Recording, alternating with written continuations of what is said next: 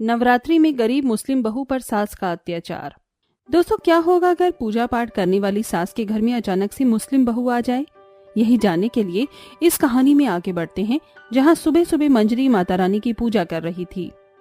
ओम जयंती मंगला काली भद्रकाली कपालिनी दुर्गा क्षमा शिवा धात्री स्वाहा स्वधा नमस्तते नमस्तस्य नमस्तस्य नमस्तस्य नमो नमः। अजय अजय बेटा, आकर प्रसाद ले ले। आया माँ। आपने मेरी घड़ी और जुराब कहाँ रख दी? इतनी देर से नहीं मिल रही थी, उसको ही ढूंढ रहा था। इसीलिए तुझे पूजा में आने में देरी हो गई है। देख बेटा, पूजा पाठ करने के लिए भी समय देना चाहिए, बाकी काम तो दुनिया में चलते ही रहेंगे। ये ले प्रसाद, मैं तेरा टिफिन और खोया हुआ सामान देखती हूँ।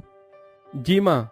फिर मंजरी अपने बेटे की घड़ी और जुराब लाकर उसे दे देती है और टिफिन भी दे देती है। ऑफिस निकलने से पहले मंजरी अजय से कहती है, अरे बेटा, कम से कम तिलक तो लगाता जा। ओके माँ, आप मेरा कितना ख्याल रखते हो। अच्छा, अब मैं चलता हूँ। तिलक लगाकर अजय ऑफिस के लिए निकल जाता है। दरअसल मंजरी अपने इकलौते बेटे से बहुत प्यार करती थी। वक्त गुजरता है। अचानक से एक दिन अजय जरीन नाम के एक मुस्लिम लड़की से शादी कर उसे घर के चौखट पर ले आता है। दरवाजा खोलते ही मंजरी के तोते उड़ जाते हैं। हे प्रभु, हे हरे राम कृष्ण जगन्नाथ प्रेमानंद, ये क्या हुआ? करम चले, मैंने तुझे इतना प्यार किया, पाल पोस कर बड़ा किया। तू जानता है मेरी कितनी ख्वाहिश थी तुझसे, और तू इस मुस्लिम लड़की से ब्याह करके यहाँ ले आया मेरी चौखट को अपवित्र करने। माँ, मुझे माफ कर दीजिए। मैं जानता हूँ आप मेरी इस हरकत से नाराज हैं, लेकिन यकीन मानिए जरीन बहुत अच्छी है, वो आपका बहुत ख्याल रखेगी। अरे तुझे पूरे हिंदुस्तान में और अपने एरिया में ये मुस्लिम लड़की ही मिली थी? अरे कोई पंजाबन मद्रासन ले आता तब भी मुझे बुरा नहीं लगता, पर तूने तो धर्म ही बदल दिया, और ये तो ठहरी मीट मांस खाने वाली। अम्मी जान, एक बार हम पर आंख बंद करके यकीन कीजिए, हम आपको गिला शिकवा करने का एक भी मौका नहीं देंगे। आपकी बहू होने के सारे फर्ज निभाएंगे और आपके तौर तरीके से रहेंगे। हाँ माँ, प्लीज मान जाइए, मुझे मजबूर मत कीजिए कि मैं आपको छोड़कर जाऊं। आप जानती हैं ना, आपके अलावा मेरा कोई नहीं है, मेरे अलावा आपका कोई नहीं है। इतना सब पता होने के बाद भी तूने मेरे दिल पर छुरी चलाई है इस लड़की से शादी करके। खैर, मैं क्या कर सकती हूँ, मुझे अपनाना तो पड़ेगा ही। शुक्रिया अम्मी जान। फिर मंजरी अपने बहू बेटे का गृह प्रवेश कर उन्हें अंदर बुलाती है। अगले दिन जरीन नमाज पढ़ने के बाद साड़ी बांधने की कोशिश करती है। या अल्लाह, what is wrong with this? मैं ये साड़ी नहीं पहन पा रही हूँ। अब माँ जी को मनाऊंगी कैसे? अजय, मेरी मदद करिए ना। ओह डार्लिंग, मैं तुम्हारी इस परेशानी को हल कर देता हूँ। बस तुम 3-4 बार प्रैक्टिस कर लेना, क्योंकि मैं रोज रोज तुम्हें साड़ी नहीं पहना पाऊंगा।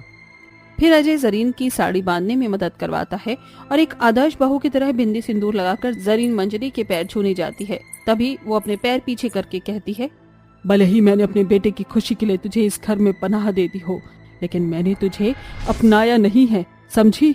अम्मी जान, प्लीज मेरा विश्वास कीजिए, आप एक मौका तो दीजिए। मैं किसी काम में गलती नहीं करूंगी, मैं सारे रीति रिवाज निभाऊंगी। पहली रसोई की रस्म में क्या बनना है बताइए ना। अच्छा, मेरे घर को तो अशुद्ध कर दिया है, अब रसोई को भी करेगी क्या? बहुत शौक है ना तुझे पहली रसोई बनाने का, अभी बताती हूँ तुझे। अच्छा ऐसा कर, रसमलाई, मलाई कोफ्ता, पूरी, छोले, खीर, शाही मटर, पनीर, पुलाव, रायता बनाना है तुझे 1 घंटे के अंदर। जल्दी कर, मेरा बेटा ऑफिस जाएगा। इतना सब कुछ माँ जी, इतनी जल्दी कैसे बनेगा? मैं नहीं जानती, कैसे भी बना, वरना मैं समझ जाऊंगी कि तू एक अच्छी बहू नहीं बन सकती है। नहीं माँ जी, मैं सब कुछ बनाऊंगी। फिर जरीन रसोई घर में जाकर कुछ सब्जियां काट लेती है। इतने में छोटी छोटी चीज भी तैयार कर लेती है और 1 घंटे में वो सब कुछ बना लेती है, जिससे मंजरी हैरान हो जाती है और उसके बनाए खाने को खाकर भी उसे काफी अच्छा लगता है। फिर भी वो कहती है, खाना तो इतना अच्छा बनाया है कि उंगलियां चाटने का मन कर रहा है, लेकिन तारीफ कर दी तो सर पर चढ़ जाएगी। अभी तो इसे परेशान करना बाकी है। ऐसे खाना बनाते हैं, रायते में इतना ज्यादा नमक डालते हैं और ये सब्जियों में इतना तेल है, कुछ आता जाता नहीं है। चल जा यहाँ से, तेरी मनहूस शक्ल देखी नहीं जा रही। ये सुनकर जरीन चली जाती है। वक्त गुजरता है। मंजरी अपनी मुस्लिम बहू को कुछ खास पसंद नहीं करती थी, इसीलिए उस पर अक्सर अत्याचार करती रहती थी। तो कभी खाने में कमी निकालकर अक्सर रुलाती थी। देखते ही देखते अश्विनी मास के शारदीय नवरात्रि आ जाते हैं। मंजरी माता रानी की चौकी को सजाती है। तभी लाल साड़ी में जरीन आकर चौकी पर लाइट लगाती है। तू यहाँ पर क्या कर रही है? माँ जी, मुझे पता है आज पहली नवरात्रि है, इसीलिए मैं आपका हाथ बटा रही थी और मैं भी आपकी तरह 9 दिन का उपवास रखूंगी। जब तक तू अल्लाह अल्लाह करना नहीं छोड़ेगी, माता रानी का नाम कैसे लेगी? अम्मी जान, जरूरी नहीं है कुछ हासिल करने के लिए कुछ चीज छोड़नी हो, दोनों को साथ लेकर भी चला जा सकता है। ये मत भूल कि दोनों नाव में एक साथ सवार करने पर इंसान डूब जाता है या वो एक नाव डूब जाती है। माँ जी, ये तो श्रद्धा की बात होती है। खैर, सारी तैयारी हो गई है, मैं पूजा की शुरुआत करना चाहती हूँ। बस कीजिए आप दोनों, कम से कम नवरात्रि के पहले दिन तो प्यार से रहिए। अम्बे तू है जगदम्बे काली, जय दुर्गी खप्पर वाली, तेरे ही गुण गाए भारती ओ मैया, हम सब उतारे तेरी आरती। सब पे करुणा बरसाने वाली, अमृत बरसाने वाली, दुखियों की दुखड़े निवारती ओ मैया, हम सब उतारे तेरी आरती। जयकारा शेरवालीदा, बोल साचे दरबार की जय। 9 दिन तक उपवास करना है, कोई लहसुन प्याज नहीं खाना, सिर्फ एक टाइम का फलाहार है, पता है ना? और उसके बाद 9वें दिन कन्या बिठाई जाती है। जी अम्मी। चलो अब मैं चलता हूँ, 10 बज गए। अजय ऑफिस चला जाता है। जरीन एक मुस्लिम लड़की होकर भी 9 दिन तक सास के साथ अच्छे से माता रानी की भक्ति करती है और 9वें दिन जरीन कन्याओं के लिए खाना बना रही थी तो मंजरी जानबूझकर उसके खाने को जलाकर खराब कर देती। बहू, ये सब क्या है? मैंने तुझ पर विश्वास किया और तूने सारा काम खराब कर दिया। ये खाना बनाया है तूने, माता रानी ऐसे प्रसन्न होंगी क्या? कुछ नहीं कर सकती मुस्लिम बहू, तू मुस्लिम जो है, अब कन्या क्या खाना खाएंगी? हे देवी मैया, ये हमसे क्या हो गया? अम्मी जान, आप फिक्र ना करें, मैं तैयारी करती हूँ, उसके बाद विसर्जन भी तो करना है। फिर जरीन झटपट से दोबारा खाना बनाकर पूरे आदर सम्मान के साथ कन्याओं को जिमाती है। उसके बाद जरीन अपनी सास के साथ दुर्गा माँ की मूर्ति का विसर्जन करने जाती है कि पीछे से मंजरी उसके सर पर एक डंडे से हमला कर देती है और गुंडों से कहती है, अम्मी जान। अब तुम दोनों खड़े क्या हो? जाकर इसको किसी सुनसान जगह में पटक दो। जी, पास के जंगल में ही फेंक देते हैं। मैं माता रानी की मूर्ति को विसर्जन के लिए ले जाती हूँ। गुंडे जरीन को उठाकर जंगल में पटक देते हैं और मंजरी माता रानी की मूर्ति लाख उठाने के बाद भी उठा नहीं पाती है। अचानक से ये मूर्ति इतनी भारी कैसे हो गई? तभी उस मूर्ति में से माता रानी प्रकट होकर त्रिशूल मंजरी पर साधती हैं। मंजरी, पापी लोग मुझे बस में नहीं कर सकते हैं। तुमने मेरी भक्त जरीन के साथ जो किया है, उसके बाद तुम मेरी मूर्ति नहीं उठा सकती हो। तुमने उसके साथ जो गलत किया है, उसकी सजा तुम्हें अवश्य मिलेगी। जरीन ने 9 दिन मेरी सेवा की है, मेरी भक्ति की है, तो उसका तुम कुछ नहीं कर पाओगे। तभी वहाँ अजय पहुँचता है। देवी माँ आप, जय हो माता रानी। माँ, ये आप ऐसे, और मेरी जरीन कहाँ है? पुत्र, तुम्हारी माँ ने जरीन को जंगल में फिकवा दिया, जाकर अपनी पत्नी को बचा लो। मंजरी, आज मैं तुम्हारा सर्वनाश करके रहूंगी। तुमने इतनी प्यारी बच्ची के साथ ऐसा किया, इतनी पाठ पूजा के बाद भी तुमने ऐसा कदम उठाया, शर्म करो। माँ, आपने ऐसा क्यों किया? मुझे क्षमा कर दीजिए माता रानी, मुझे क्षमा कीजिए, मुझसे बहुत बड़ी भूल हो गई। मैं जरीन से भी माफ़ी मांगूंगी, मुझे एक मौका दे दीजिए। ठीक है, क्षमा किया, मैंने तुम्हें क्षमा किया, किंतु मेरी पुत्री के साथ दोबारा दुर्व्यवहार किया तो मेरे क्रोध से तुम वाकिफ हो। हाँ माता रानी, मैं अपनी भूल की क्षमा मांगती हूँ आपसे। फिर दुर्गा माता अंतर्ध्यान हो जाती हैं और अजय अपनी पत्नी को जंगलों में से ढूंढकर उसे वापस लेकर घर आता है। अजय मंजरी से काफी नाराज था। फिर मंजरी अपनी बहू और बेटे दोनों से माफी मांगती है। जरीन अपनी सास को माफ कर देती है। फिर वो सब एक साथ खुशी सरला, मुझे तो लड़कियां दोनों ही पसंद आई हैं, दोनों ही सुंदर हैं और गोरी हैं। मेरे घर परिवार में आएंगी तो पूरे घर का नाम हो जाएगा कि इतनी सुंदर बहू लेकर आई है अंगूरी। अरे अंगूरी, मैं जानती हूँ तू बहुत समझदार है और तूने अच्छी ही लड़कियां ढूंढी होंगी। चल अब रिश्ते की बात को पक्का ही करके आएंगे। अंगूरी अपने दोनों बेटों के लिए रिश्ता देखने जाती है, जहां वो 2 बहुत सुंदर लड़कियों को देखकर रिश्ता पक्का कर देती है। कुछ ही दिनों में अंगूरी अपने दोनों बेटों की शादी करके अपनी बहू को अपने साथ अपने घर ले आती है। चलो बहू अंदर आओ, तुम्हारा इस घर में स्वागत है। अंगूरी अपने दोनों बहू को घर के अंदर बुला लेती है, जिसके बाद वह उनकी मुंह दिखाई की रस्म करना शुरू कर देती है। अरे अंगूरी, तेरी बहू तो बहुत ही सुंदर है, दोनों बिल्कुल चांद का टुकड़ा लग रही हैं। अंगूरी बहन ने तो बहुत ही सोच समझ कर शादी की है अपने दोनों बेटों की। अब तो खानदान में सब गोरे गोरे ही नजर आएंगे। अंगूरी अपनी गांव की औरतों के मुंह से अपनी दोनों बहू की तारीफ सुनकर बहुत खुश होती है। ऐसे ही धीरे धीरे सब कुछ अच्छा खासा चलने लगता है और कुछ समय बीत जाता है, जिस दौरान अंगूरी की दोनों बहू गर्भवती हो जाती हैं। मुबारक हो आपको, आपके घर पर एक साथ दो खुशखबरी आई हैं। दोनों बहू आपकी गर्भवती हैं। अरे डॉक्टर साहब, आपने ये खबर देकर मुझे बहुत खुश कर दिया। इस खुशखबरी का तो मुझे कब से इंतजार था। आखिर अब मेरे आंगन में 2 नन्हे मुन्ने बालक आएंगे और मेरा घर परिवार बड़ा होगा। जाओ रोहित और सुमित, जरा मुंह मीठा करने के लिए एक मिठाई का डब्बा तो लेकर आओ। रोहित और सुमित दोनों ही मिठाई लेने चले जाते हैं। अंगूरी सुबह से ही बहुत खुश थी, अपने आने वाले पोते और पोती के लिए बहुत ज्यादा एक्साइटेड थी। ऐसे ही वह अपनी दोनों बहू का बहुत अच्छे से ख्याल रखती है। ये कपड़े तो यहाँ गंदे रखे हैं, कोई बात नहीं।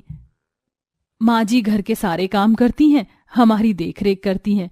वैसे मैं अभी ठीक हूं तो इन सभी कपड़ों को धोकर रख देती हूँ। सोनम जैसे ही कपड़े धोने जा रही होती है, वहां पर अंगूरी आ जाती है और उसे ऐसा करने से रोक लेती है। अरे बहू, मैंने कितनी बार तुम्हें कहा है कि तुम्हें कपड़े नहीं धोने हैं, लेकिन तुम हो कि मेरी सुनती ही नहीं हो। अब यहाँ से हटो, मैं ये कपड़े खुद धो लूंगी। अंगूरी अपनी दोनों बहू को घर में एक भी काम नहीं करने देती और उनका बहुत अच्छे से ख्याल रखती है।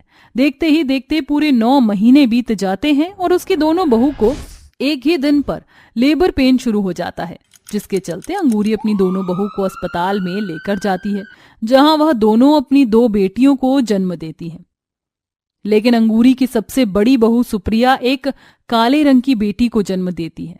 जैसे ही अंगूरी अपने काले रंग की पोती को देखती है, वो वहां की नर्स से कहती है, अरे नर्स, यहाँ पर किसी और की बेटी को रख दिया है क्या?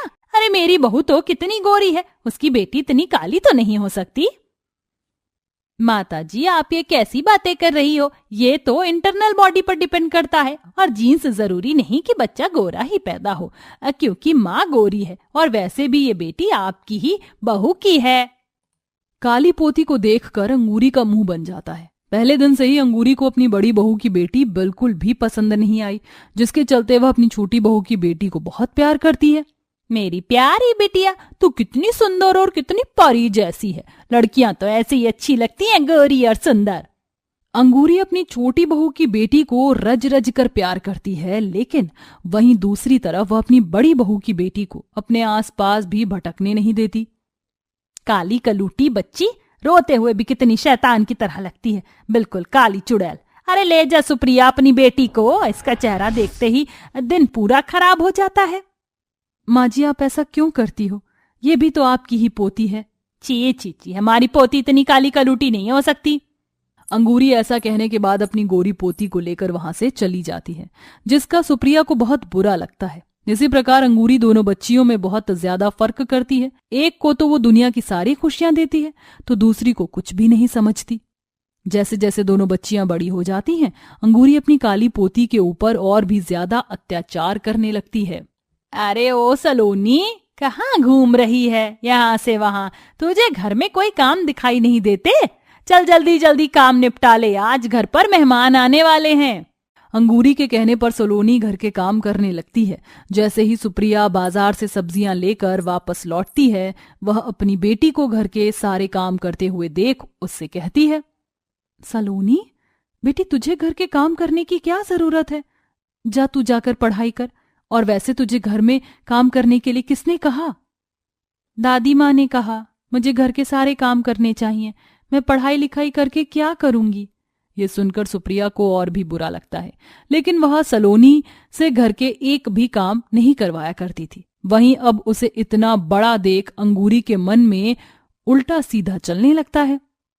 मेरी गोरी पोती इतनी सुंदर है कि सब कुछ उसे ही मिलना चाहिए। मैं इस काली पोती को मार दूंगी, जिसके मरते ही सब ठीक हो जाएगा। अंगूरी अपनी पोती के दूध में जहर मिलाकर उसे देने जा रही होती है, लेकिन तभी उसकी छोटी बहू देख लेती है और उससे कहती है, माँ जी, आप ये क्या कर रही हो? आप अपनी ही पोती को जहर देने जा रही हो। सोनम को देखते ही अंगूरी हड़बड़ाने लगती है। अरे बहू, तुम देखो, मुझे गलत मत समझो। मैं तो तुम्हारी ही बेटी का फायदा चाह रही हूँ। अगर ये काली कलूटी रहेगी तो सब कुछ आधा आधा दोनों में बट जाएगा, लेकिन इसके मरते ही सब कुछ तुम्हारी बेटी को ही मिलेगा। ऐसा सोच भी कैसे सकती हो? मुझे मेरी बेटी के लिए ऐसा कुछ भी नहीं चाहिए। अच्छा बहू, ठीक है, लेकिन ये बात अपने और मेरे बीच में ही रखना। आज के बाद मैं ऐसा कभी नहीं करूंगी। अंगूरी के कहने पर सोनम उस बात को दबा देती है। वहीं कुछ घंटे बाद अंगूरी को उसकी बेटी का कॉल आता है और वह फोन पर रोते हुए अपनी माँ से कहती है, माँ, मेरे बेटे को बचा लो माँ, मेरे ससुराल वाले उसे जहर देकर मारने वाले थे। मुझे एक काला बेटा हुआ है और मेरे ससुराल में मेरी सास को काला पोता बिल्कुल पसंद नहीं, और इसी के चलते वो मेरे बेटे को जहर देने जा रही थी। माँ, यहाँ मेरे बेटे और मेरी जान को खतरा है। माँ, मुझे यहाँ से ले जाओ माँ, हमारी जान बचा लो माँ। ये सुनते ही अंगूरी के पैरों तले जमीन खिसक जाती है और वह अपने मन में अपने आप से कहती है, ऐसा नहीं हो सकता। मेरी बेटी और उसकी बेटी को कुछ नहीं होने दूंगी मैं। ये सब मेरे ही कर्मों का फल है जो मुझे मिल रहा है। मैंने एक बार भी अपनी बहू की बेटी के बारे में नहीं सोचा, लेकिन अब मुझे अपनी गलती का पछतावा है। अब मैं सब कुछ ठीक कर दूंगी। अंगूरी सबसे पहले अपनी बेटी के ससुराल में जाती है और उसके ससुराल वालों को प्यार से समझाती है, जिसके बाद सभी लोग उसकी बात समझ जाते हैं। वहीं अंगूरी वापस अपने घर लौट कर आती है और अपनी काली पोती को बहुत सारा प्यार देती है और उसकी पसंद के तोहफे भी लेकर देती है, जिसके बाद वह अपनी गोरी और काली पोती में फर्क करना हमेशा हमेशा के लिए छोड़ देती है और सबके साथ खुशी खुशी रहने लगती है।